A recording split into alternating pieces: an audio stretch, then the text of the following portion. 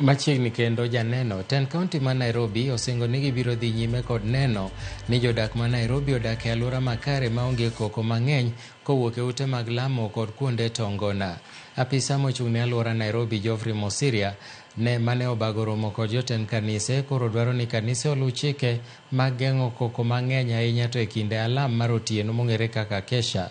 Mosiria mosebedo kotelo ne chenro mar loro kuonde to ngona kod kanise magoyo koko mang'eny e kuonde ma ji odakie owacho ni sirikand kaonti ma Nairobi biro wuotho e gwenge duto ma Nairobi kendo neno ni oluw chike duto mag geng'o koko to jogo ma ok bi luwore gi chike ma kamago ibiro kawnegi ondamo mager.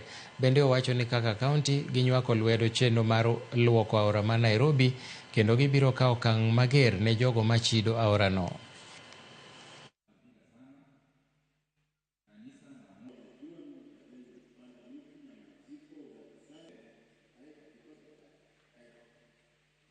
All those entertainment joints that are operating in residential areas, some of them are not licensed. We are going to take legal action against you.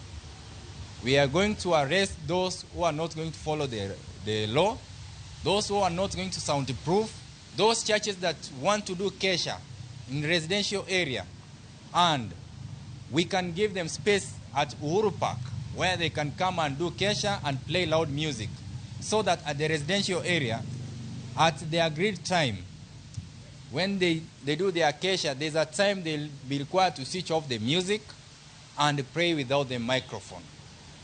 Self-regulate your noise. Make your noise, make sure that you don't disturb your neighbor. Just as the way the Bible says that love yourself as your neighbor, love your neighbor, and because we love our neighbors, we want to assure them that we are not going to disturb them.